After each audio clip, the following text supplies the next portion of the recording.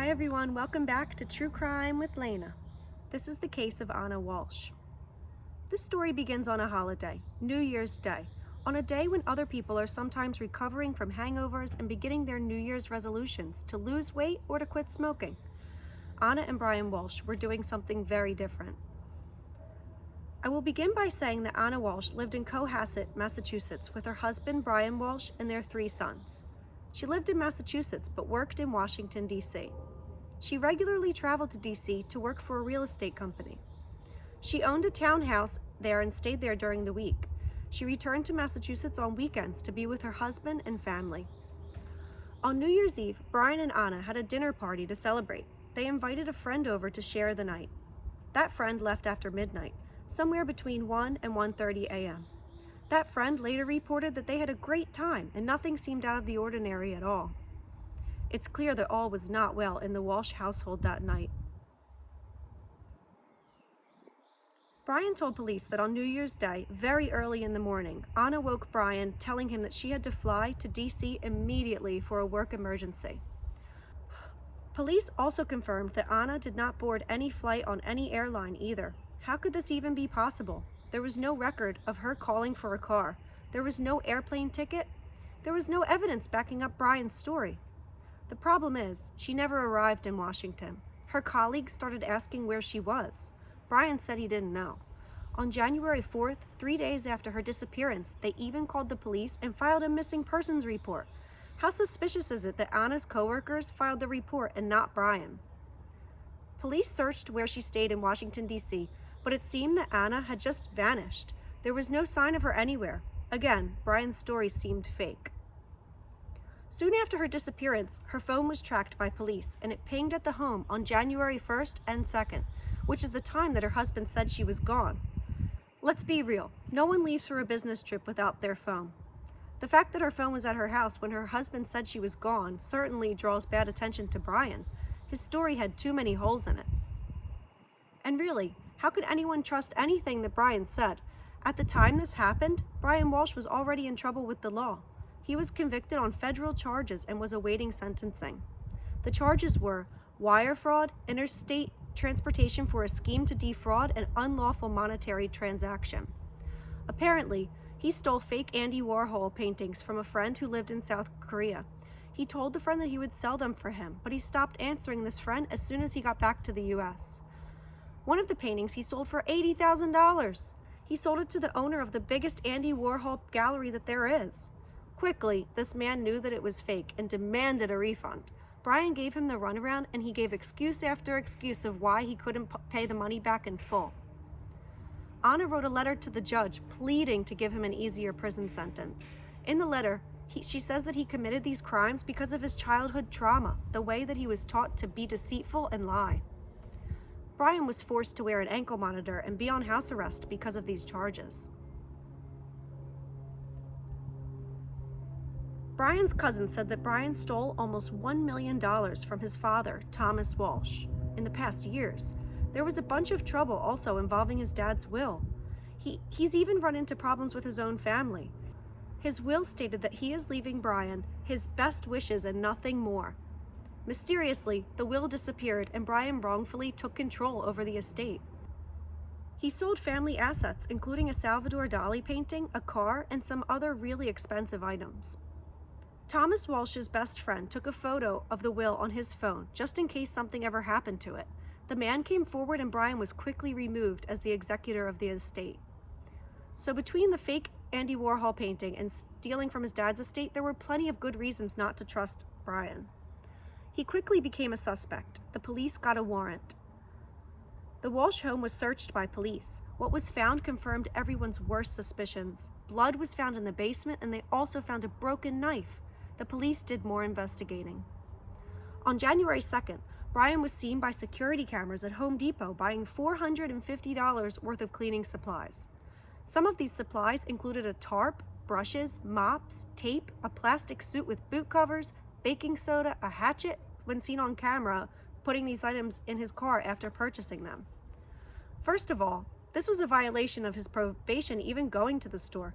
He is supposed to ask permission before leaving the house for any reason. Secondly, he lied and said he didn't go anywhere that day. Police arrested Brian for misleading a police investigation. The search continued on for Anna. Police were searching trash transfer locations. It was released in court that 10 bags were recovered. Many items found were stained with blood. Also, inside some of the bags were Anna's personal items such as her COVID vaccination card and a necklace that meant a lot to her. A hatchet, a hacksaw, and blood-stained rug were also found inside the bags. Her cell phone and debit card showed no activity since January 1st. Her social media also has gone silent since that day. I read an article about what Cohasset Police Chief William Quigley has said. Here is a quote from him. "It's very difficult, as you know, nowadays, not to leave an electronic footprint or some type of footprint with your debit cards or your credit cards, and none of these things had been active since the first of the year." Okay, so let's get into one of the craziest parts about this case. Brian used his son's tablet to search some really incriminating things. I have to read these to you, and I'm sure you'll agree with me. I should begin with saying on December 27th, he Googled, "What's the best state to divorce for a man?" This leads me to think that there was trouble in the relationship and maybe he was planning to leave her or vice versa. On January 1st, 4:55 a.m., how long before a body starts to smell? 4:58 a.m., how to stop a body from decomposing? 5:20 a.m., how to embalm a body? 5:47 a.m., 10 ways to dispose of a dead body if you really need to. 6:25 a.m., how long for someone to be missing to inherit? 6:34 a.m., can you throw away body parts? 9:29 a.m., what does formaldehyde do? 9:34 a.m., how long does DNA last? 9:59 a.m., can identification be made on partial remains? 11:34 a.m., dismemberment and the best ways to dispose of a body. 11:44 a.m., how to clean blood from wooden floor. 11:56 a.m., luminol to detect blood. 1:08 p.m., what happens when you put body parts in ammonia? 1:21 p.m., is it better to throw crime scene clothes away or wash them? Now these are from January 2nd. 12:45 p.m., hacksaw, best tool to dismember. 1:10 p.m., can you be charged with murder without a body? 1:14 p.m., can you identify a body with broken teeth? January 3rd, he typed in, 1:02 p.m., what happens to hair on a dead body? 1:14 p.m., what is the rate of decomposition of a body found in a plastic bag compared to on a surface in the woods? 1:20 p.m., can baking soda make a body smell good? On January 1st, defendant Googled using his son's iPad. Some of his searches are as follows. Keep in mind that the defendant said he left at 6 a.m. At 4:55 a.m. on January 1st, he searched how long before a body starts to smell. At 4:58 a.m., how to stop a body from decomposing. At 5:20 a.m., he searched how to embalm a body. At 5:47 a.m., 10 ways to dispose of a dead body if you really need to. At 6:25 a.m. on the 1st, how long for someone to be missing to inherit. At 6:34 a.m. on the 1st, can you throw away body parts? At 9:29 a.m., what does formaldehyde do? At 9:34 a.m. on the 1st, how long does DNA last? At 9:59 a.m., can identification be made on partial remains? At 11:34 a.m., dismemberment and the best ways to dispose of a body. At 11:44, how to clean blood from wooden floor. At 11:56 on the 1st, luminol to detect blood. At 1:08, what happens when you put body parts in ammonia? At 1:21 p.m., is it better to throw crime scene clothes away or wash them? Those were on the January 1st. There were also more Google searches on January 2nd. At 12:45 p.m., hacksaw, best tool to dismember. At 1:10 p.m., can you be charged with murder without a body? At 1:14 p.m., can you identify a body with broken teeth? On January 3rd, that same day, at 1:02 p.m., he did some more Google searches. What happens to hair on a dead body? At 1:13 p.m., what is the rate of decomposition of a body found in a plastic bag compared to on a surface in the woods? At 1:20 p.m., can baking soda mask or make a body smell good? So Brian pled not guilty to hindering the investigation charges, but was charged just 10 days later on January 18th for his wife's murder. Police may not have a body, but they are certain that he murdered her. There is a lot of evidence showing his guilt.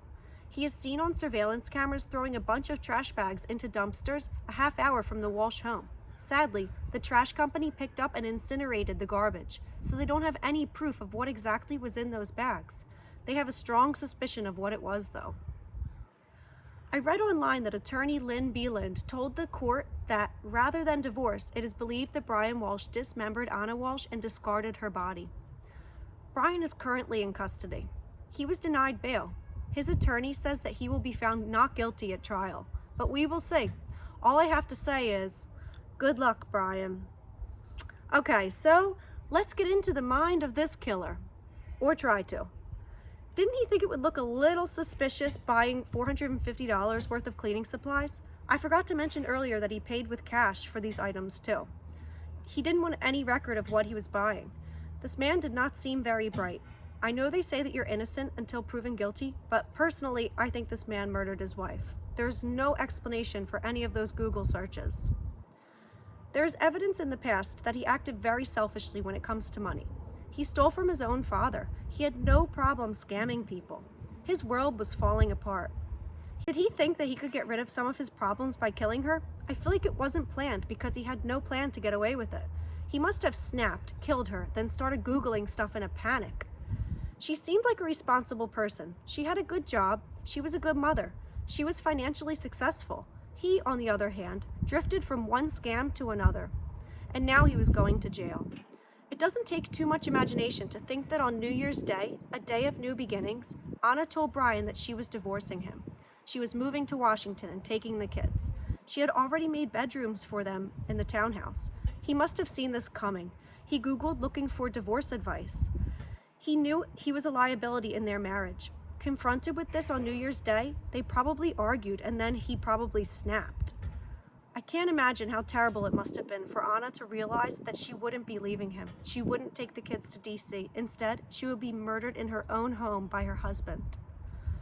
I don't understand how someone could snap like that. Killing her couldn't have solved any of his problems, even if he got away with it.